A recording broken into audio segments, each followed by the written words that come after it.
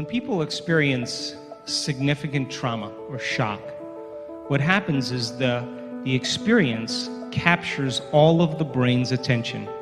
There's a change in your internal state, it's horrifying, and you put all of your attention on that experience in your outer world.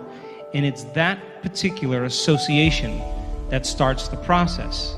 Now, from a survival standpoint, you could have 10 things that happen really good to you in one day, and one bad thing that happens to you, and you will focus on that one bad thing. How many people know that? And the reason being is because the survival gene says, get ready in case it happens again. So we tend to try to anticipate the future based on our experiences in the past. And we, out of the infinite potentials that exist in the quantum field, we'll select the worst case scenario.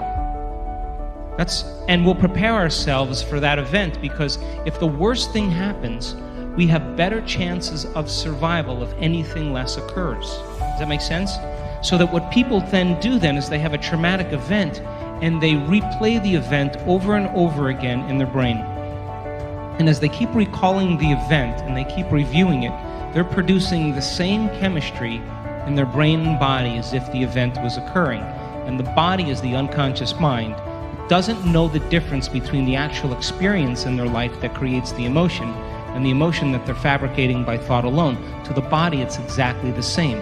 So the body is re-experiencing the event over and over again, and it's the redundancy of that cycle that begins to condition the body as well as the brain to live in the past, because now the trauma is existing in that implicit memory system that we just talked about. And all the talk therapy, all the counseling, all of that stuff is not going to change it, because it's using just the declarative memories.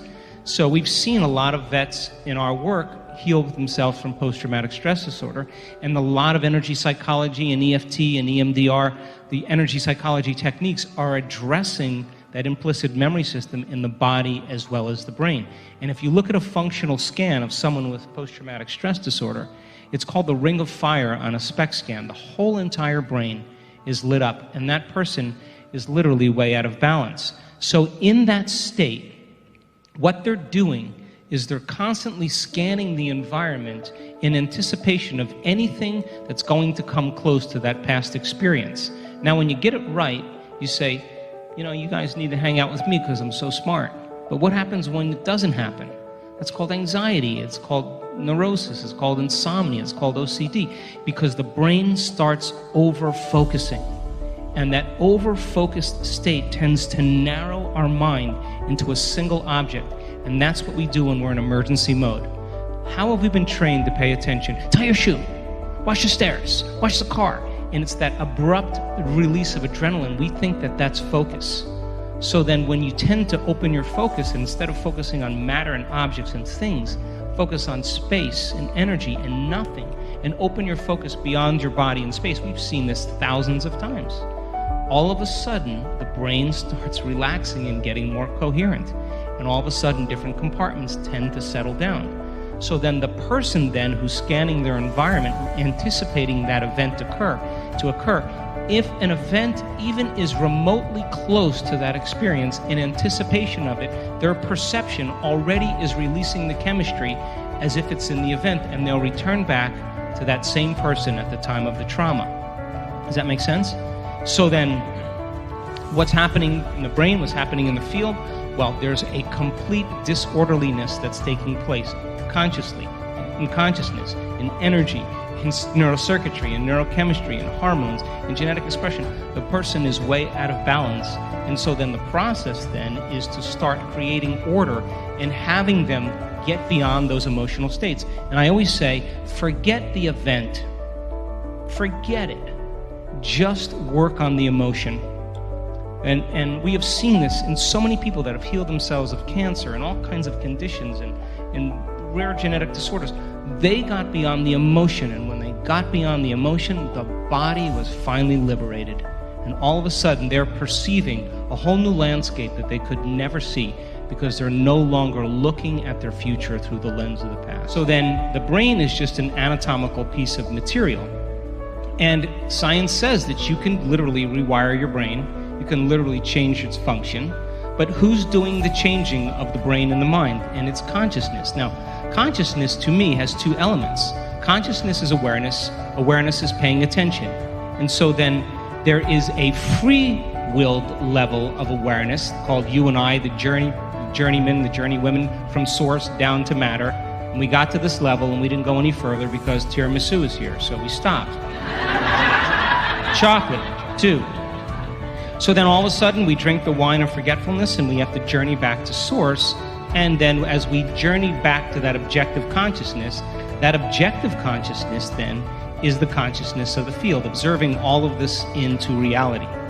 So then when your consciousness turns inward and it begins to interact with this greater consciousness, you can't enter as a somebody. You can't enter as your personality. You have to enter as a nobody.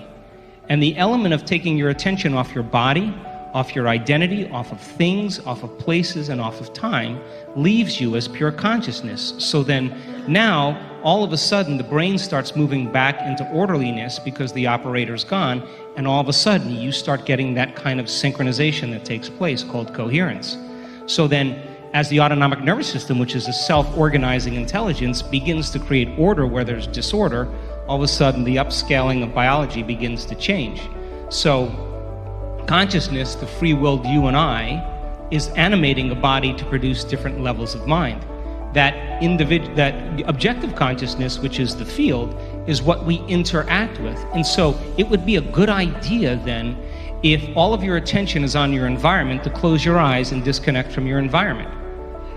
To sit your body down and no longer allow it to move and be greater than your body, and really give up your appointments and your thoughts about the past and the future and find the present moment.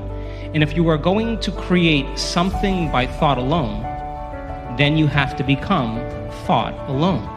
And you have to literally linger in that infinite field where all possibilities exist. And we've measured it enough times to see that when you truly do that, all of a sudden now, your brain and body begin to change as a result of it.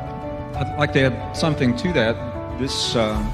This field is so new that we're talking about. The discoveries that are being made so quickly that mainstream is not able to catch up with all the new discoveries. So we're still thinking about a mechanistic model, a mechanical brain.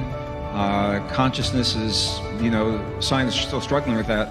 On the one hand, on the other hand, the discoveries are pushing us quantum understandings into the future. And one of the places where this is happening is new science, and this is peer-reviewed science. So this isn't theory or hypothesis or new thought. This is happening in peer-reviewed scientific research. It's now suggesting that the memories that you and I have, and the question was about what's happening in the brain and the mind, that our memories do not reside within our brain, that our memories don't even reside within our bodies, that the memories reside in the field, and what we call the brain is our accumulation of antenna. You can think of them like that, of the antenna that we grow and create in our lifetime that tune to the place in the field where the information resides. Does that make any sense if I say it that way? So, I mean, this is so real. This is so real. I did a pre-conference workshop. We touched on this a little bit on Wednesday. Some of you, I think, are in the room here. This is so real. My colleagues in Silicon Valley, I left Silicon Valley, they're still working there. They're actually developing computer memory chips based upon a droplet of water that is a very refined droplet of water rather than silicon. And what they're finding is they can pump terabytes of information, entire city blocks of a library into this droplet of water. And they're saying, how in the world is the droplet absorbing all this? And then they figured out it's not. The droplet is creating a template, but the information is in a field that extends even beyond the chip, beyond the computer. This is the bridge to quantum understandings, quantum realities. So when we talk about influencing one another and our brains, what we're really talking about is our brain through the act, and I mentioned this yesterday, remember those of you who were with me yesterday, the act of choosing to learn something differently and how we grow the neurites on the neurons. Okay, those are the antenna. When we do that, those are the antenna that are tuning to the place in the field that holds the memories, or it holds the language that we're trying to learn, or the mathematic understandings. We are resonators tuning to the field, and that changes everything.